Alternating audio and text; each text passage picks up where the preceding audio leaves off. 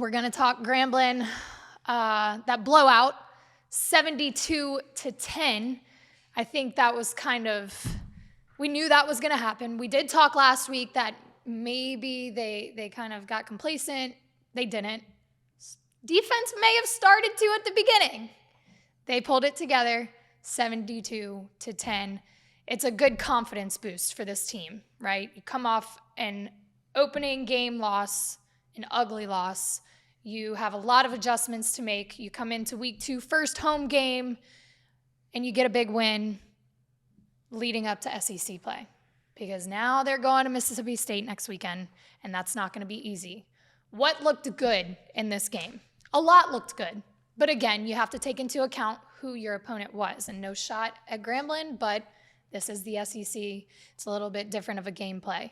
Jayden Daniels, 5 touchdowns in the first half. That's something that Joe Burrow and only Joe Burrow did before him. So that was good to see.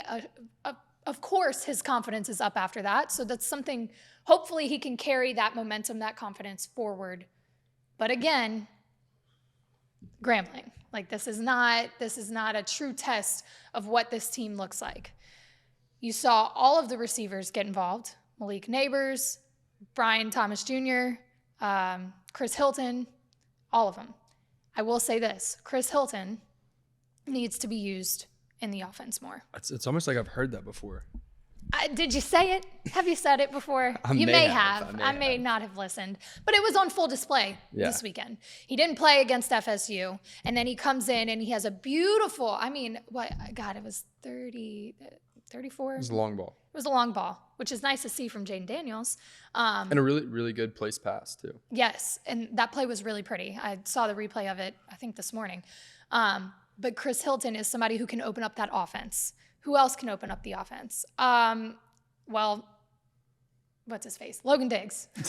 Completely blanked just now. I've got the phone up. We're doing a live, so it's kind of throwing me off. But Logan Diggs. We had questions about the backfield and the run game, and I even said, is there a threat?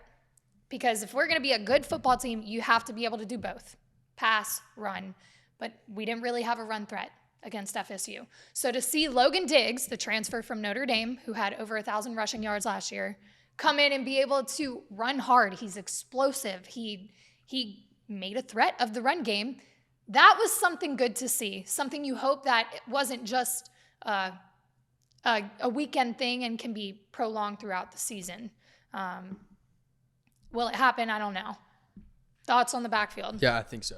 I honestly, if it were me, and look, I'm not in the locker room, I'm not at practice, all that stuff. I totally recognize that I don't have all the answers, but I would like to see Logan Diggs and Armani Goodwin split the majority of the reps. Caleb Jackson is a really dynamic player as well, but at that running back position, I think Armani Goodwin and Logan Diggs gives you the most lethal combo. I think you're spot on there. I think that's really the only answer. I don't know. Did they say when Goodwin would come back? No. No. Okay. I don't have an answer on when he'll be back. But in the meantime, that leaves you Logan Diggs, right? Yes. He should be getting the bulk of the reps. Yes. You mentioned Caleb Jackson, who was impressive for a freshman. He got a lot of reps towards the end of the game. Another one that he could be somebody that maybe not this year, but in the coming years could be very good for this LSU offense. He was the kick returner as well. Yeah. He did well there too. I was excited to watch him play. That's another guy that can bring more to the table, help open up the offense, just give options there. And I don't want to skip over Noah Kane either. He got the game ball. He played really well. But specifically in a running back room where you have so many capable guys, you do have to find like a flow and who's going to get the bulk of the reps. And to me, that would be Logan Diggs. Right now, though, I've got nothing negative to say about Noah Kane by any means. No, but I think we talked about, even before the season, who was going to be the guy, who was going to be the RB1, like who was it going to be? And I think Logan Diggs is kind of stepping into that position. SEC game play, completely different. So again, we'll see if any of this holds over to Mississippi State, because that's not going to be an easy game, but it's looking like Logan Diggs will be kind of the guy in the backfield. The O-line saw a few switches. Lance Hurd ended up coming in. They moved Emory Jones, bumped over to right guard. Miles Frazier left or headed to the sidelines. And Garrett Dellinger remained at left guard. Lance Hurd did a very good job, but Brian Kelly said that Miles Frazier will be the starter. Thoughts on the O-line? Yeah, that confuses me a lot. To me, on the right side of that O-line specifically, obviously you have Charles Turner at the center position, then you have Miles Frazier at the guard, and Emory Jones at right tackle. If you're going to take Miles Frazier out of the game to bring Lance Hurd in, I don't understand, other than maybe a lack of practice or a lack of knowledge of the offense, why would you not move Emory Jones to right guard and put a bigger body in Lance Hurd at right tackle? Maybe he's not as athletic, but again, if he's not as athletic, you wouldn't want him at the guard position because they pull more. So that stumps me a lot. And again, I don't know what's going on in the locker room. I'm not at practice. I can't give an in-depth analysis on that, but that definitely worries me. Worries you in a sense of? Well, in theory, if you have if you're trying to create, in pass pro specifically, if you're trying to create a situation where your quarterback has the most amount of time or the most efficient amount of time to make decisions in the pass game, you want to give him the most amount of time to do so. And typically, the biggest bodies on the offensive line would do that to protect against the linebackers coming off the edge. Mm-hmm. So why you wouldn't move Emory Jones inside, a really athletic, great offensive lineman, is a little concerning to me. Is it concerning? Right. Do you think? I think they are testing the waters here, kind of similar to what they tried to do with Harold Perkins in that first game, who, by the way, was moved back to his rightful position where he can do the most damage. But I think they're kind of testing the waters, especially in a game where you're blowing out the opponent. Why not kind of see who can play where, kind of thing? But I do see what you're saying. And there's questions. And to me, I think the only answer I can come up with personally as to why we would have Lance Hurd inside and Emory Jones on the edge would be maybe we're leaning towards a run and gun type offense where you want an agile pass protection and a power run game simultaneously. So if that's the case, then I can understand that. But if you're going to have a guy as big as Lance Hurd in the middle of that offensive line, you better not be giving up sacks on the edge, in my opinion. I was going to switch over to defense, but before I do, thoughts on Jayden Daniels, because he did well. Yeah, he played well. Look, here's the thing, right? And again, so did Nuss. And again, we're talking about Grambling. I think you have two capable quarterbacks. In this Grambling game, Jayden Daniels played really well. I don't feel like I learned a lot about him because he played Grambling. Right, same situation. But at the end of the day, he played well. I want to give him his flowers where they're due. Garrett Nussmeier also very accurate. It's so difficult to sit here and recap a game like this. You can recap and you can read the stats off, but it's hard to analyze because of the opponent and the level of the opponent. And was it just a fluke? Was it just is what we're seeing from these guys, can it be translated to the rest of the season? So it's hard to sit here and speculate of, this player played great, he's going to be wonderful, but is he?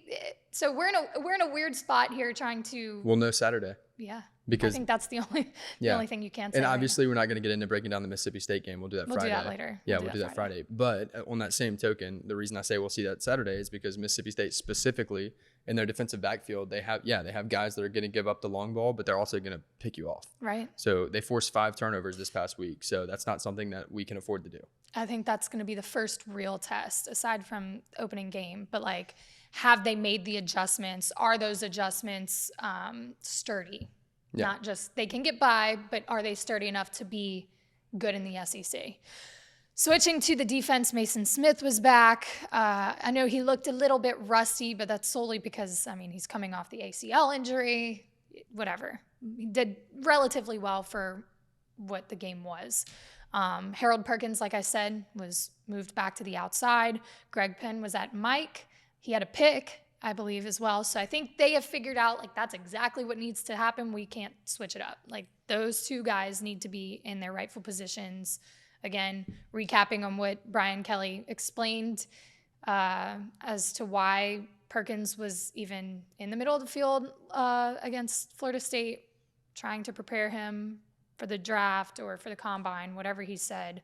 I think that's not the way to do it. I think they figured that out. The adjustment has been made. It was a good adjustment, if you ask me. Here's where there still were questions in this 72-10 blowout.